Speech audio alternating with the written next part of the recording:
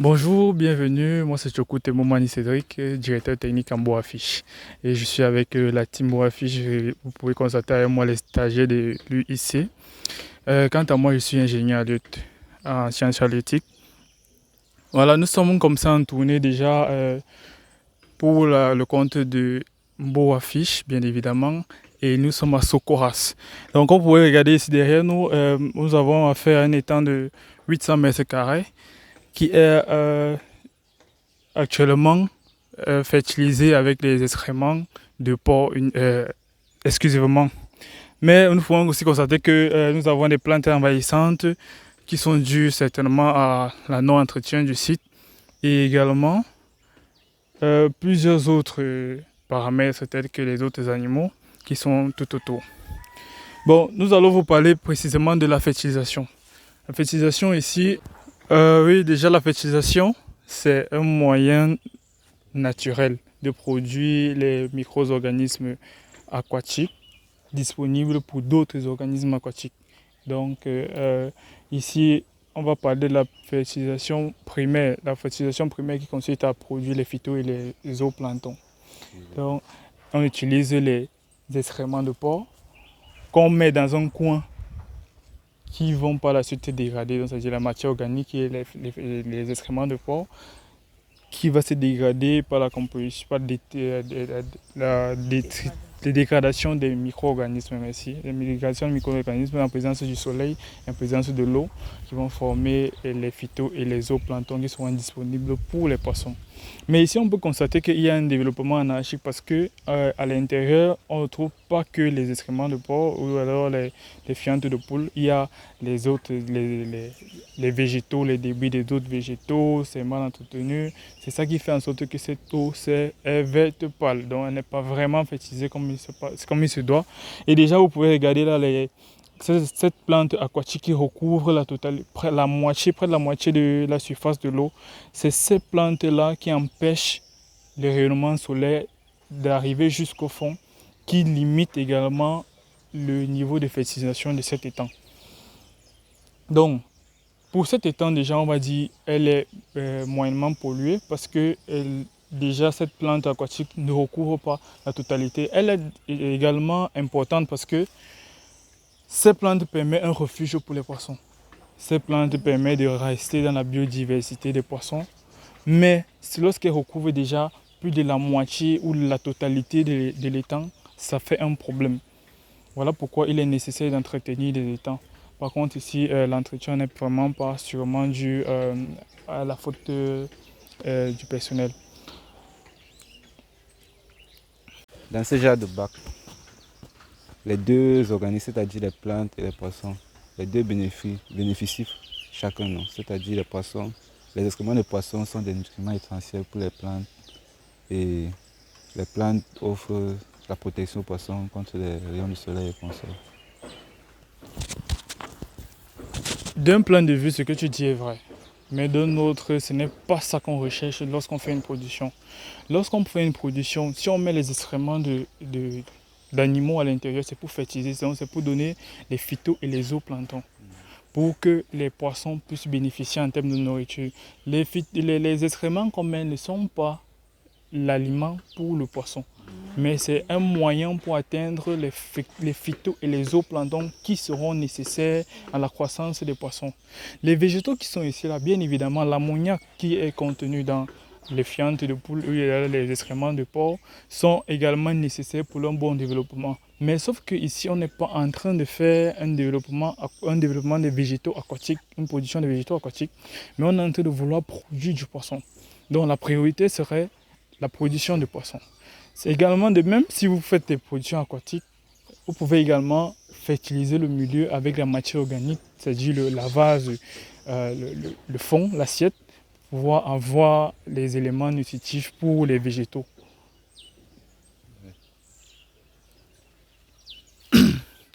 Oui, le phyto et le zooplancton en eux-mêmes, d'abord le phytoplancton, c'est un organisme végétal, micro-organisme végétal qui est issu de la production primaire. En fait, c'est la production primaire en elle-même. Lorsqu'il y a dégradation des fécès d'animaux, présence des détritivores. Oui, de manière terre à terre, c'est quoi un phytoplancton, c'est quoi un zooplancton? Bon, on va dire de manière plus simple, étymologiquement, phytoplancton qui se rapporte aux végétaux, donc phyto, c'est végétaux, mais sauf que ce sont des micro-végétaux qui sont contenus dans l'eau issue de la production primaire. Et les zooplanctons, c'est également qui se rapprochent des animaux, qui sont également des micro-organismes, donc sont des micro-organismes végétaux et aquatiques, et végétaux et animaux qui sont issus de la production primaire, qui font partie intégrante de la production primaire. Quelle est la différence entre la culture faite dans l'étang et celle faite dans les bacs? Oui, c'est une très bonne question. Les gens se posent les questions, savoir pourquoi en étang, pourquoi en bac hors sol. Déjà, il y a une très bonne différence. Les paramètres physico-chimiques qui font partie intégrante de la croissance des poissons sont mieux contrôlés. Quand je parle de mieux contrôlés, on connaît la qualité de l'eau, la température, je veux dire le volume de l'eau qui est contenu dans un bac. Par contre, ici, on connaît le volume, certes, mais on ne maîtrise pas à 100% les paramètres. On ne peut pas maîtriser, par exemple, le taux d'ammoniac qui est à l'intérieur et maîtriser le taux d'oxygène. Si on peut essayer de parler, mais la maîtrise de tous ces paramètres qui permettent la croissance des poissons n'est pas effective comme dans les bacs hors sol. Maintenant, si on veut pousser un peu plus loin, on va dire côté bactériologie.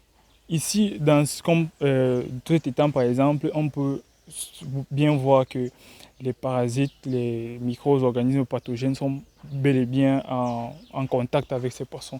Par contre, dans les bacs, c'est mieux contrôlé, on les soigne facilement, on peut facilement avoir le milieu sanitaire à notre guise et à notre volonté.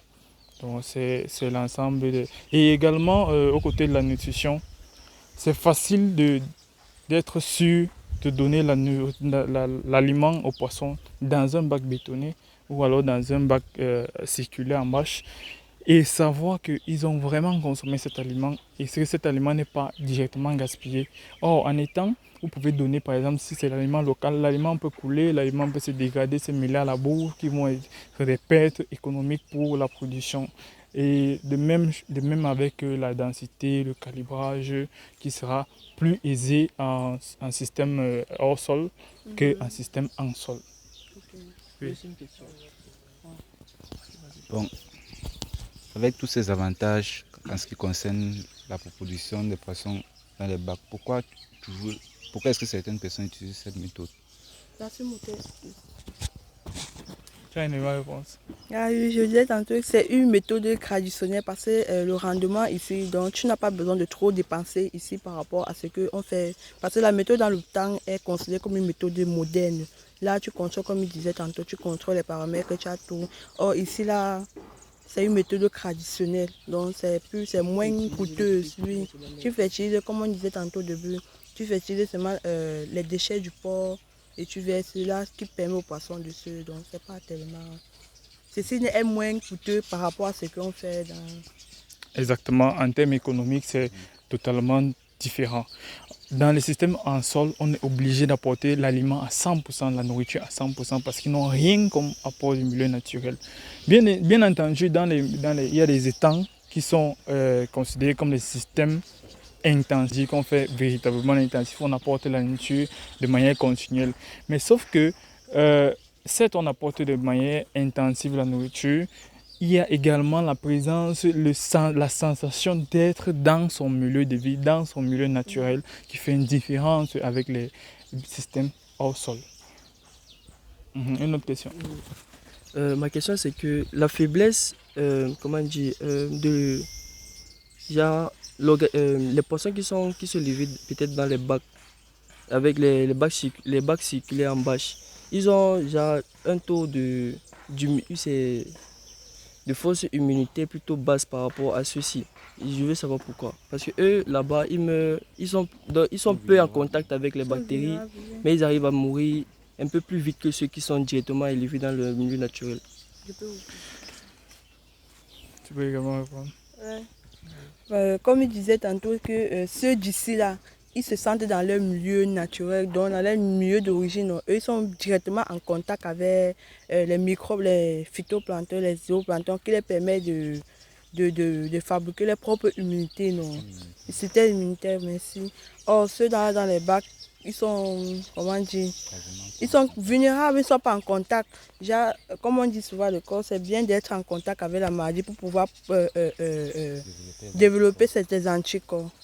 Exactement, c'est exactement la réponse que j'allais apporter.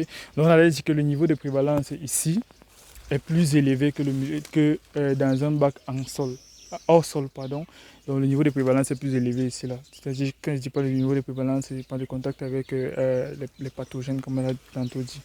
Donc c'est assez simple. Concernant le choix du site, pourquoi est-ce qu'on construit les étangs à certains endroits et d'autres pas?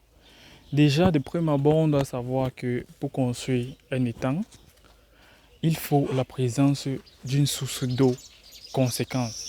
La présence d'une source d'eau qui doit être intarissable en toute saison, précisément en saison sèche. Parce que vous pouvez avoir des sites où il y a de l'eau en saison pluvieuse et en saison sèche, il n'y a aucune goutte d'eau. Or, le poisson est un animal qui vit exclusivement dans l'eau. Donc voilà pourquoi il est très important de faire un meilleur choix du site. Donc, premièrement, la disponibilité en eau. Deuxièmement, la qualité de l'eau. Troisièmement, la qualité pédologique. Quand je parle de la qualité pédologique, c'est la terre qui constitue l'étang en elle-même. L'étang en lui-même, pardon.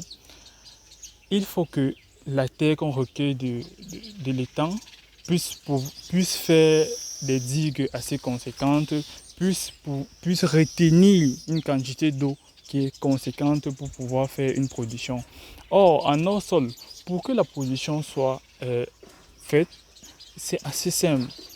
Certes, elle répond également au même principe que les étangs, c'est-à-dire il faut également qu'il y ait une route qui passe pour pouvoir transporter les intrants et les extrants qui sont des poissons. En hors-sol, il faut que, par exemple, vous ayez une source d'eau, bien évidemment, qui soit de bonne qualité également, mais que vous soyez à proximité des marchés, que vous soyez à proximité de la route et que vous ayez un personnel adéquat. Donc, c'est l'ensemble de ces paramètres basiques, parce qu'il y a plusieurs autres paramètres qui entrent en jeu, mais il faut d'abord que ces paramètres basiques soient pris en compte avant d'implanter un site de pisciculture. Et surtout, vous devez connaître que c'est pas parce qu'il y a de l'eau quelque part qu'on peut forcément faire de la pisciculture. Attention, donc, il y a plein d'autres paramètres qui entrent en jeu pour pouvoir dire oui ou non pour les exercices d'une activité aquacole. Il y a également une question. Oui. Quand on regarde ici, là, on se rend compte qu'il n'y a pas de prise en charge du tout. Donc, qu'est-ce qui prouve que dans l'eau qui se trouve ici, là, il n'y a pas une dose conséquente de chlore qui arrive à tuer les poissons ou qui limite la production des poissons dans l'étang? L'avantage avec déjà les étangs, c'est que la plupart des étangs sont prises par déviation d'un cours d'eau. Et les déviations d'un cours d'eau, généralement, s'il y a une activité en amont, par exemple, ceux qui lavent leurs habits, ceux qui font la lessive, la vaisselle dans l'eau qui coule, certes, il y aura le chlore qui va se déverser dans l'eau, mais il y a un avantage, c'est qu'on peut créer des bacs de sédimentation en amont, dont l'eau va d'abord arriver à l'intérieur, qu'on peut traiter ces eaux par des méthodes spécifiques que je ne vais pas énumérer ici, afin de renvoyer cette eau pour des étangs de production. Également aussi, l'autre avantage, c'est que puisque l'eau est coulante et que l'activité en amont, si elle se fait de manière saisonnière, oui, on peut effectuer une activité aquacole. Mais s'il y a une entreprise, par exemple, qui fait dans la fabrication des engrais et qui déverse ses eaux de manière continue dans cette rivière, vous convenez avec moi que le taux des éléments chimiques sera très élevé dans l'eau et on ne pourra pas faire l'activité aquacole en aval. Donc, c'est tous ces éléments qu'il faut prendre en compte. Mais si tu veux comprendre le fait que spécifiquement le chlore se trouve dans l'eau, je pense que le chlore, c'est un élément qui est assez spécifique à un outil, un usage domestique. Donc, si c'est une entreprise qui déverse continuellement, là, c'est un problème. On ne peut pas effectuer. Parce que si on effectue l'activité piscicole, il y aura des conséquences économiques très, très graves. Une question. Oui. Une question. Je demandais tantôt comment se fait la pêche dans ce genre de site. Dans ce genre de site, comme vous pouvez le voir, si vous regardez bien, il y a un tuyau d'arrivée d'eau, il y a un tuyau d'évacuation d'eau dans un système d'alimentation et un système d'évacuation. Si vous regardez de l'autre côté, vous allez voir un tuyau qu'on a découpé, plus loin vers le fond là, qu'on a découpé. Donc c'est un système par lequel l'eau se vide complètement, soit au 9 dixième de l'étang, on revide totalement l'eau de l'étang et puis on fait des pêches. Comme au village, on fait des pêches groupées, on envoie les poissons à l'extérieur. Bon, la densité de mise en charge forcément est totalement différente dans les bacs hors sol que les bacs en sol. Dans les bacs en sol, ce sont les étangs.